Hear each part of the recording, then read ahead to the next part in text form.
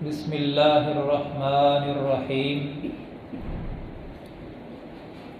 شروع اللہ کے نام سے جو بڑا مہربان نہایت رحم کرنے والا ہے۔ الم ترى، کیا آپ نے دیکھا نہیں؟ کیف فعل ربک، کیسا سلوک کیا آپ کے رب نے باصحاب الفیل، ہاتھی والوں کے ساتھ۔ الم یجعل کیدہم، کیا اللہ نے ان کی چال کو بنا نہیں دیا فی تضلیل، رائیگاں، بیکار۔ وَأَرْسَلَ عَلَيْهِمْ طَيْرًا أَبَابِيلَ، اور بھیجے ان پر پرندے جھنڈ در جھنڈ۔ ترمیہم بحجارۃ من سجیل، جو ان پہ پتھر پھینکتے تھے کنکری نما۔ فجعلہم کعصف مأکول، اور انہیں ایسے بنا دیا جیسے کھایا ہوا بھوسا ہے۔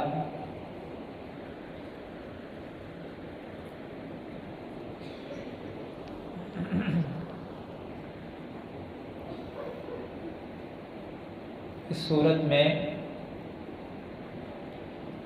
ہاتھی والوں کا تذکرہ ہے، جس کی وجہ سے اس سورت کا نام ہی سورۃ الفیل رکھا گیا۔ اس کے آغاز میں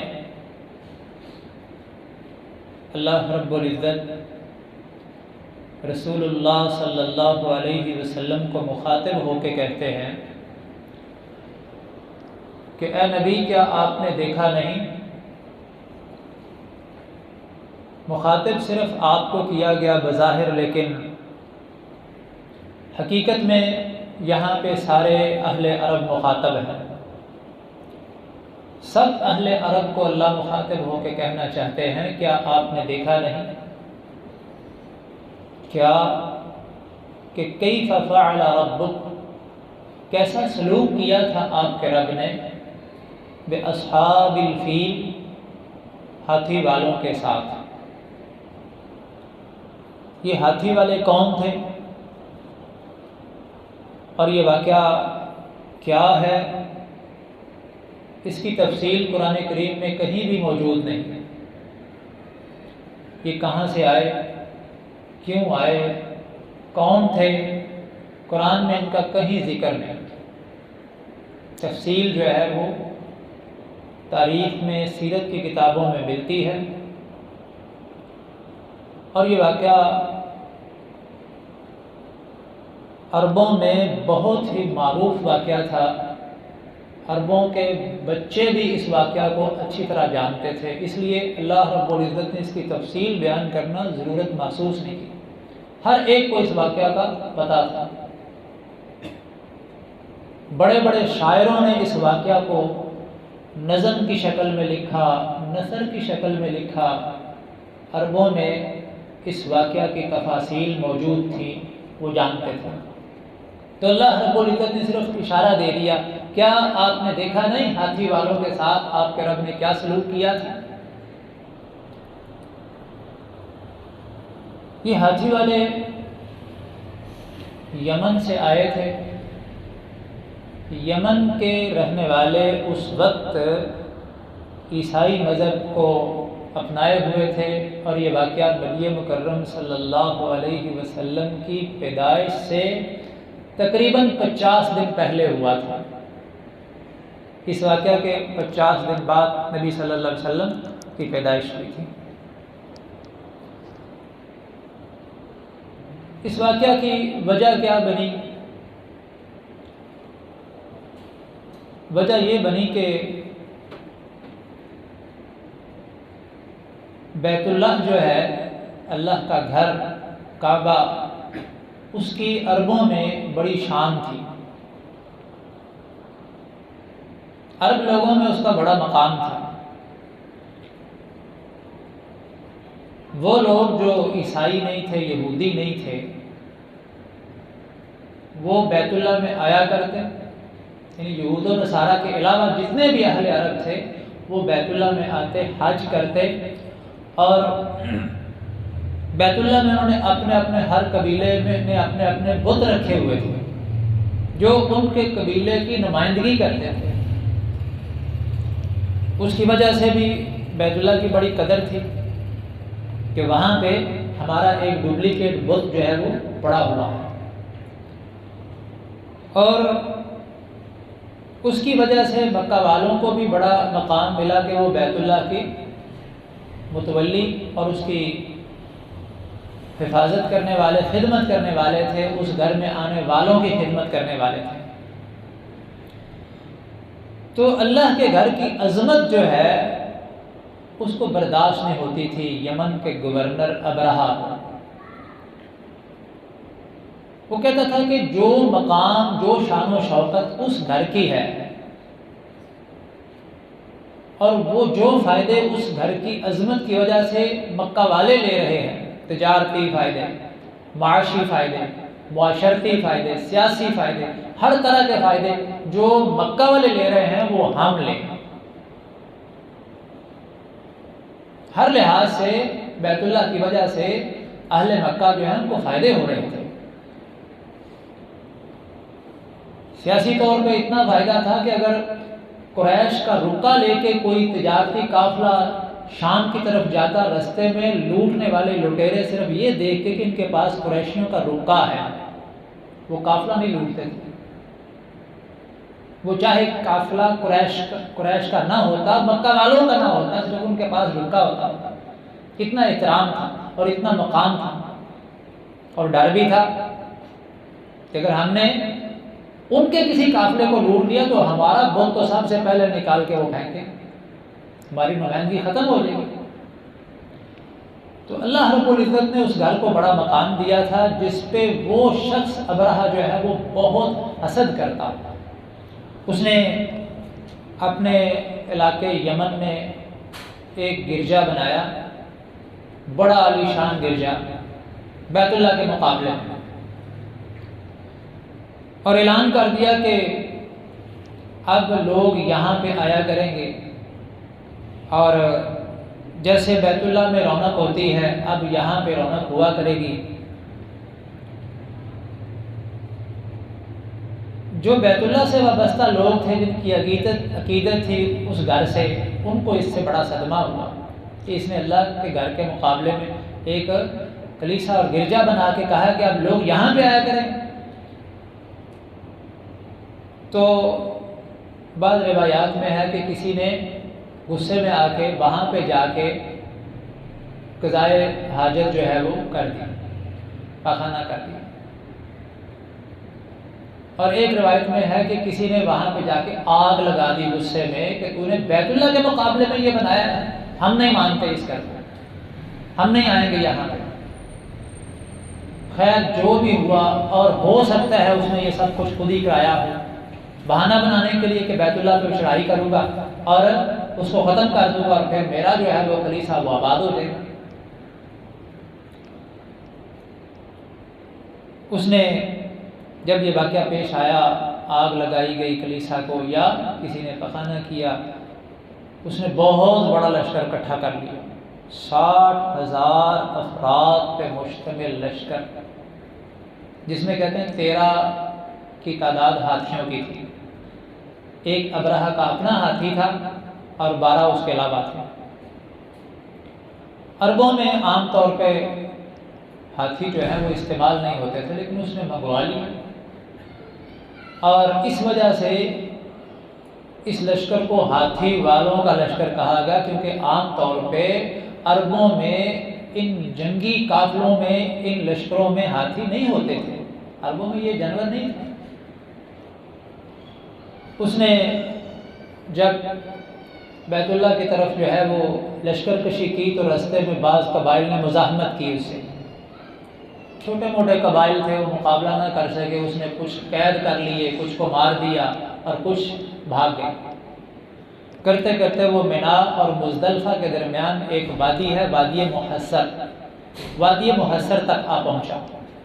وہاں پہ آ کے اس نے پڑاؤ ڈالا اور اعلان کر دیا اہل مکہ کو کہ اگر آپ ہم سے مقابلہ نہیں کریں گے، اور بہتر یہی ہے، اپنا سامان لیں، اپنے جانور لیں، پہاڑوں پہ چڑھ جائیں، بیت اللہ سے دور ہٹ جائیں، میں اس گھر کو گرانے کے لیے آیا ہوں، آپ میرے ساتھ مزاحمت نہ کریں، یہ بہتر ہے آپ کے لیے۔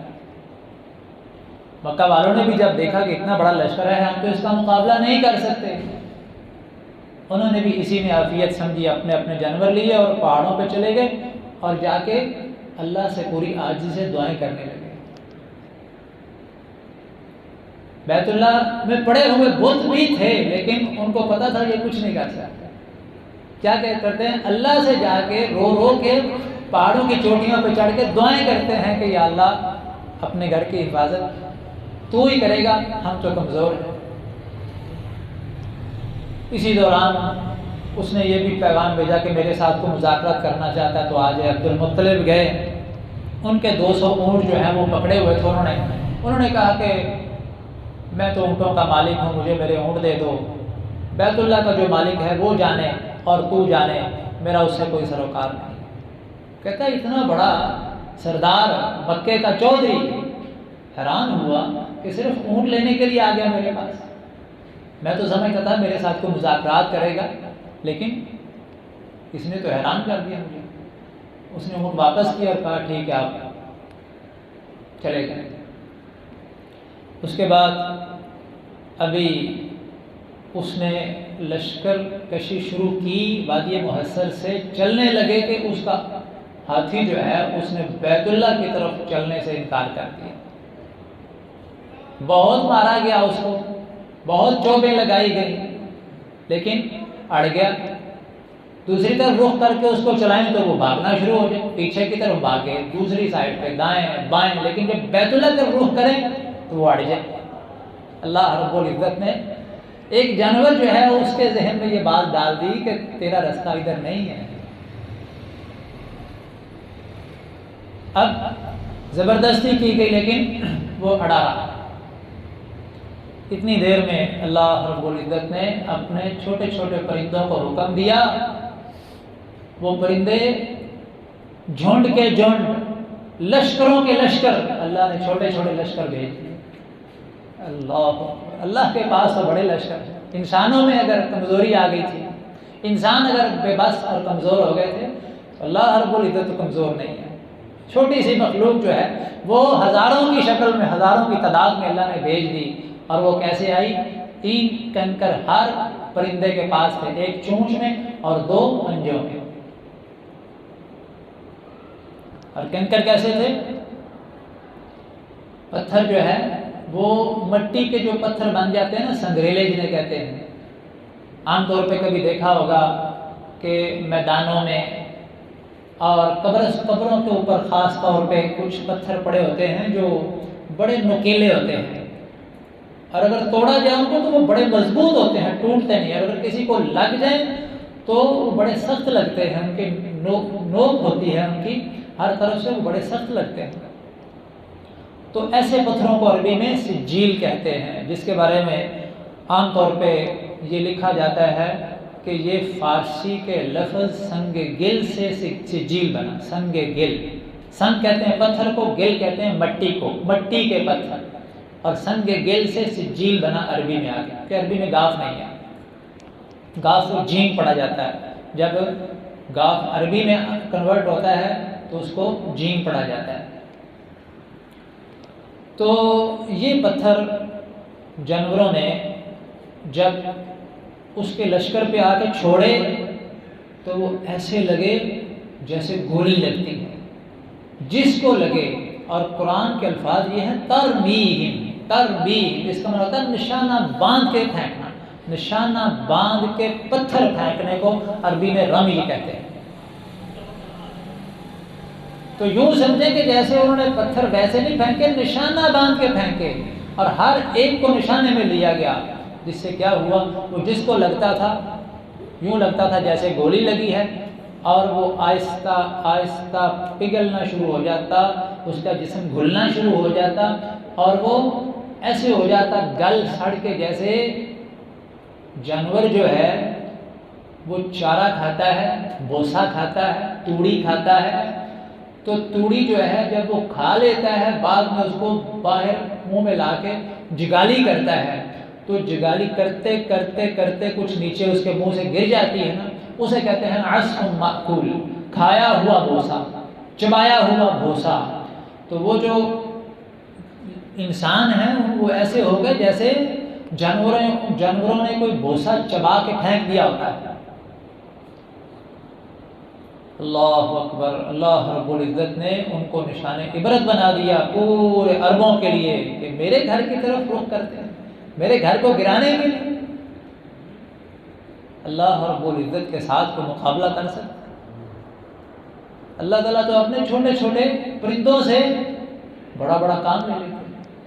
تو یہ واقعہ جو ہے اس کی طرف اشارہ کر کے اہل مکہ کو سمجھایا گیا، کچھ خیال کرو، تمہارا رب وہ ہے کہ جس نے ہاتھی والوں کے ساتھ جو سلوک کیا تھا تم سب جانتے ہیں۔ الم تر کیف فعل ربک باصحاب الفیل، کیا آپ نے دیکھا نہیں کیسا سلوک کیا آپ کے رب نے ہاتھی والوں کے ساتھ؟ الم یجعل کیدہ، کیا ان کی تدبیر کو اس نے بنا نہیں دیا، فی تضلیل، رائگاں اور بیکار اور ضائع نہیں کر دیا؟ تدبیر کیا تھی اس کی؟ ابرہہ کی تدبیر یہ تھی، تدبیر کہتے ہیں خفیہ چال کو، جبکہ وہ تو اعلانیہ طور پہ بیت اللہ کو گرانے آیا تھا، خفیہ چال تو تھی نہیں اس کی۔ ہاں، خفیہ چال اس کی یہ تھی کہ میں بیت اللہ کو گرا کے اپنے کلیسا کو آباد کروں گا، جو وہ ظاہر نہیں کرتا تھا۔ اصل اس کا مشن یہ تھا، لیکن بظاہر اس نے کہا جی میرے کلیسا کو آگ لگائی ہے انہوں نے، میں ان کا جا کے جو عبادت خانہ اس کو گرا دوں۔ لیکن اصل اس کے پیچھے اس کی خواہش یہ تھی، اس کی تدبیر یہ تھی، اور اس کی چال یہ تھی کہ میں اس گھر کو ختم کر دوں تاکہ پھر میرا گھر آباد ہو جائے گا۔ الم یجعل کیدہم فی تضلیل، کیا اللہ نے ان کی تدبیر کو بیکار نہ کر دیا؟ وارسل علیہم طیرا ابابیل، اور ان پہ پرندے بھیج دیے جھنڈ در جھنڈ۔ ابابیل عام طور پہ کہا جاتا ہے جی ایک پرندے کا نام ہے، اور کچھ اس پرندے کے بارے میں ہم بھی بچپن سے سنتے آ رہے ہیں، ابابیل نام کا ایک پرندہ ہم دیکھتے آ رہے ہیں، لیکن یہاں پہ وہ پرندہ مراد نہیں ہے۔ عربی زبان میں ابابیل کا معنی ہوتا ہے جھنڈ، گھوڑوں کے بڑے بڑے لشکر جو ہے جب نکلتے تھے تو اس کے لیے عرب کہتے تھے کہ ابابیل الفرس، گھوڑوں کے جھنڈ، لشکر۔ اسی طرح پرندوں کے بڑے بڑے جب غول آ جاتے تھے عرب کہتے تھے ابابیل، یعنی غول آ گئے، جھنڈ آ گئے، وہ چاہے کوئی بھی پرندہ۔ تو اللہ رب العزت کہتے ہیں کہ وَأَرْسَلَ عَلَيْهِمْ طَيْرًا أَبَابِيلَ، آپ کے رب نے ان پہ پرندے بھیج دیے، لشکروں کے لشکر، غول در غول، ترمیہم بحجارۃ من سجیل، جو ان پہ نشانہ باندھ کے پھینکتے تھے، پتھر کنکر نما، کنکر جیسے۔ فجعلہم کعصف مأکول، تو انہیں یوں بنا دیا جیسے کھایا گیا بھوسا ہوتا ہے۔ عصف کہتے ہیں غلے کے اوپر سے جو چھلکے اترتے ہیں نا، چاول کے اوپر سے، گندم کے اوپر سے جو چھلکا اترتا ہے اسے بھی عربی میں عصف کہتے ہیں۔ اسی طرح جو جسے ہم توڑی کہتے ہیں بھوسا، اسے بھی عربی میں عصف کہتے ہیں۔ اور عصف کا ایک معنی یہ بھی ہوتا ہے کہ جانور جو ہے وہ خشک چارہ کھاتے کھاتے آخر پہ کچھ ڈنڈل جو ہے وہ چھوڑ دیتا ہے، کچھ حصہ اینڈ پہ جا کے وہ نہیں کھاتا، جو نہیں کھانے والا ہوتا وہ چھوڑ دیتا ہے، اسے بھی عربی میں عصف کہتے ہیں۔ تو انہیں یوں بنا دیا جیسے کھایا ہوا بھوسا ہے اور کھایا ہوا چارہ ہے، ایسے ان کو کر دیا، اور واقعات ان کی حالت بھی ایسے ہی ہو گئی تھی، گل سڑ گئے تھے۔ ابراہا جو ہے خود اس کو ایک اینکر لگا، اس نے بڑی کوشش کی کہ میں بچ جاؤں، پہنچ جاؤں پیچھے یمن، بڑی دوڑ لگائی اس نے، لیکن یمن پہنچنے سے پہلے پہلے وہ مر گیا تھا، کوئی بھی نہیں بچا تھا اس لشکر سے۔ الم تر کیف فعل ربک باصحاب الفیل، کیا آپ نے دیکھا نہیں آپ کے رب نے ہاتھی والوں سے کیسا سلوک کیا؟ الم یجعل کیدہم فی تضلیل، کیا اللہ نے ان کی چال کو بیکار نہ بنا دیا؟